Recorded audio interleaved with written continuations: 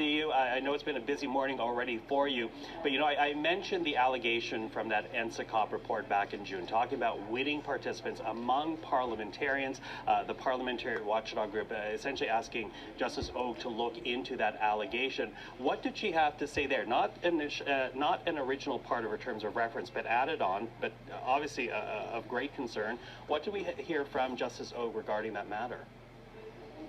Right, Michael, right near the very start of this executive summary, which alone is 120 pages, that shows you the breadth of this report. But she does talk about this NSICOP report, and she does say that although the phenomenon, it does remain marginal and largely ineffective, that there's no cause for widespread alarms. She says she has not seen any evidence of traitors in Parliament plotting with foreign states to act against Canada. She goes on to say that although there are a few cases involving things like attempts to curry favor, again, she says that it remains marginal. She's not aware of any federal legislation or policies that have been enacted or repealed on account of foreign interference. She says that while some of these states' attempts are troubling, that there's some concerning conduct by parliamentarians, there is no cause for widespread alarm, and she says that it should not be overblown. She goes into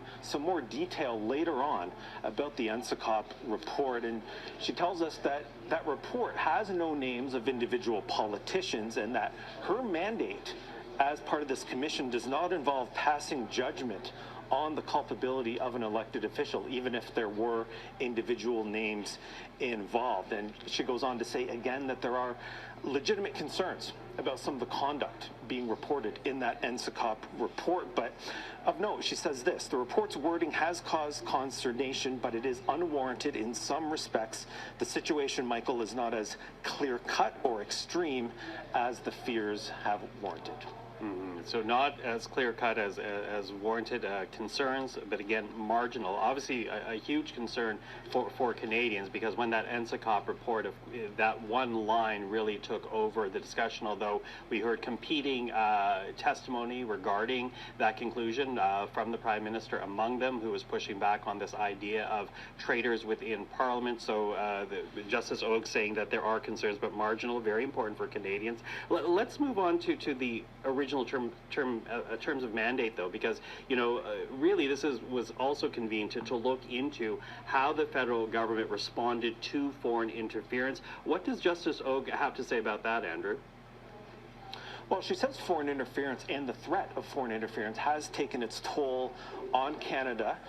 She does then say that Canada has been resilient and that our democratic institutions have held up well, but she does have criticism for how the federal government has responded. She says the government has sometimes taken too long to act, and that coordination between the various players in the government has not always been optimal. She says the way in which information is passed throughout the federal government has often not been effective in terms of the information that needs to get to policy makers, in terms of getting to elected officials, that it hasn't flowed properly, that information has not always been adequately tracked or properly appreciated by the people who received it, and that inside the federal government there is some confusion about roles and accountability when it comes to the fight against foreign interference. Now, she does say that the government has made some strides over the past 2 years implementing new measures, and that the government is now prioritizing the fight against foreign interference. She says it must continue, but again, and these are the words that Justice Hall gives herself. So far, its efforts in regards of informing the public about foreign interference have been piecemeal and underwhelming.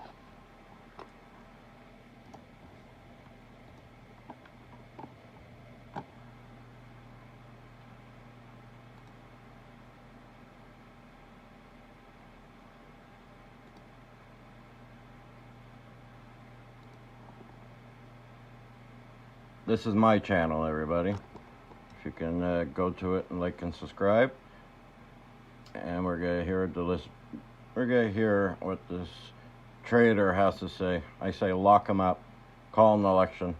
Sorry I haven't been talking too much. I got a sore throat and I'm not feeling too good. So if you can please like and subscribe, that'd be great. I correct that you have top-level security clearance in government by virtue of your office? Yes. Do you know which minister is responsible for the communications security establishment, sir? Yes. Minister of Defense? Yes. Do you know Ms. Zita Astravas, sir? Yes. She worked on each of your Liberal Party election campaigns in 2015, 2019, and 2021, correct? I believe so, yes. And she worked in your PMO office as your Director of Issues Management until 2017, is that correct? That sounds right, yes. Are you aware that she was Chief of Staff to Minister Blair in 2021 in the lead up to the 2021 election campaign? Yes, that sounds right. And the Commissioner has heard that a politically sensitive warrant application that would have empowered CSIS to investigate foreign interference languished on Ms. Astravas's desk for approximately 54 days in the lead up to the 2021 election. Are you aware of that fact? I believe there are questions about the dates involved. Does that mean that you disagree with the overall time period of 54 days? Yes. Okay.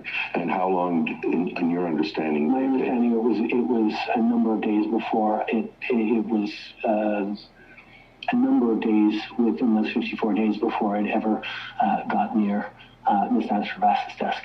Okay. But again, these are things that I have learned over the course of the various testimonies over these past days, not anything I was aware of at the time. Okay, have you heard the figure 54 days at all in connection with these proceedings?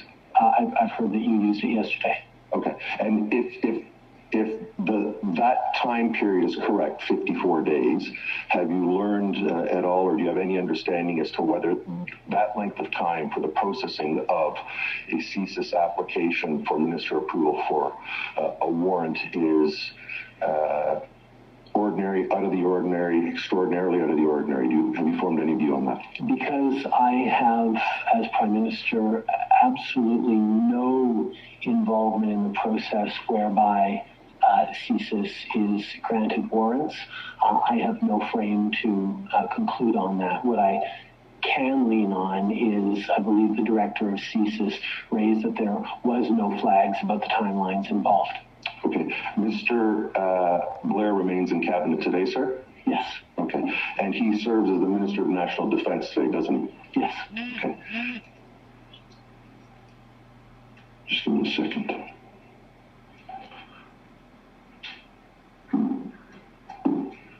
And has Minister Blair or anyone in his office at the time that he was Minister for Public Safety faced any consequences for the fact that that warrant application, we've come to know, did languish in that office for what I'm going to suggest to you is a period of 54 days? Like I said, the director of CSIS himself testified that he had no issues with the timelines involved, and I can certainly say that I continue to have full confidence in everyone involved. Okay. I want to switch subjects. You leveled some criticism and professed bewilderment at the leader of the CPC this morning not agreeing to receive a security clearance. Is that correct? Yes. Am I correct, sir, that Mr. Poilievre has said that the reason he does not wish to receive the security clearance is because he does not want to be constrained in terms of the use he can make of the information that he would receive? I don't believe that was his argument. I believe his argument was that he wouldn't be able to talk about the... You're not shutting up our next Prime Minister. Hell no.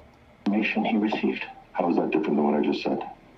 Because as leader of a political party, you have many, many tools at your disposal to act on information you receive. You can choose to not sign the nomination of a candidate who is under a cloud of suspicion. You can choose to not elevate them to a critic's position. You can choose to not promise to make them a minister one day. You can you can choose which committees they sit on. A leader of a party has many tools that they can use that are not requiring him to speak publicly about his knowledge. The leader of a party has quite a bit of power over what happens within that party, and that's why the ultimate decision maker in a political party should always be the leader. Are you aware that there are other security cleared individuals within the CPC that can and do receive regular security briefings?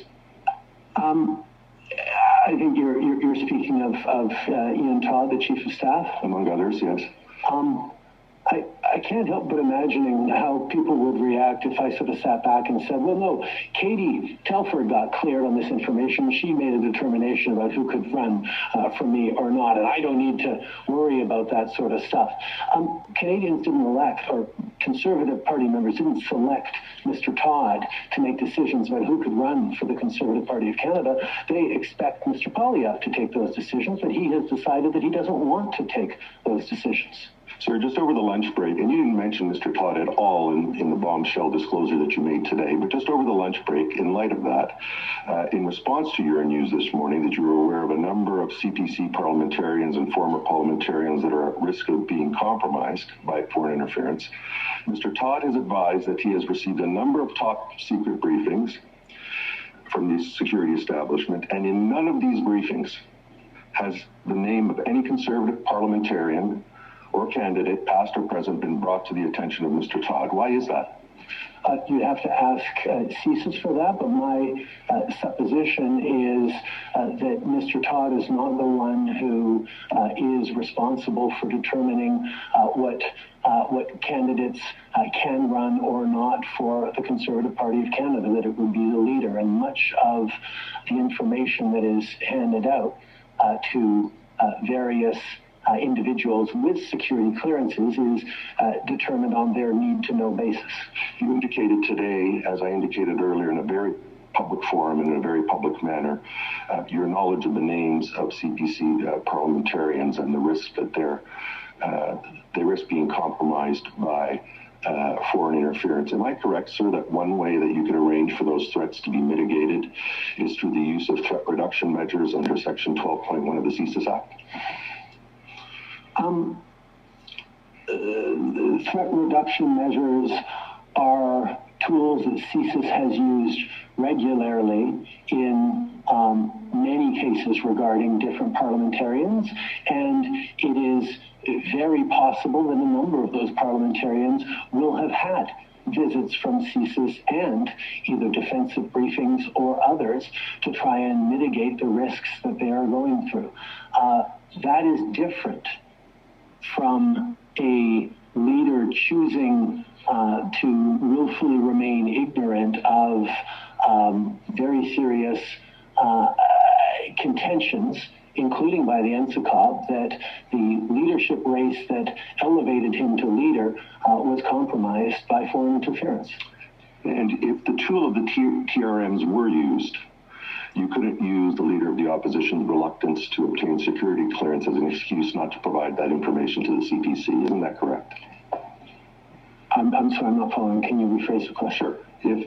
If someone wanted to get this information, this information about the names of the parliamentarians, for example, because of some imminent threat to the leader of the CPC, TRMs could be used, and in that event, would it be necessary for the leader of the CPC to have obtained security clearance? No, you're entirely wrong on that.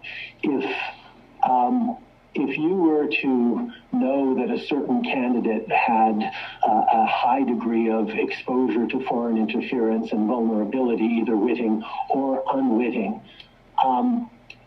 giving a threat reduction measure to that candidate would not necessarily, and quite frankly in my experience, highly unlikely to have the candidate spontaneously decide to step down as either a candidate or a member of parliament and not run in the next election.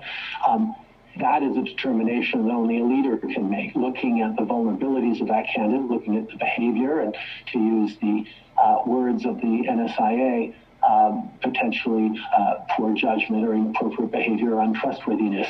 Those are the kinds of things that only a leader can actually ensure for the team that they're building. And, you know. And, hey everybody, sorry if if you go to my channel, this is on live, I have it all. So if it's bright or whatever, that was my first camera that we use. We're trying to figure out everything. Like I said, this is our first time doing this, so we're trying to figure out everything as we go. So stick with us and like and subscribe, please, everybody. potentially future ministerial elevations that would then have to run into a security clearance process that would stop them like a brick wall. Knowing that as a leader, as you are hoping to become Prime Minister of this country, would seem to be a very basic bar to hit if you want to take national security seriously.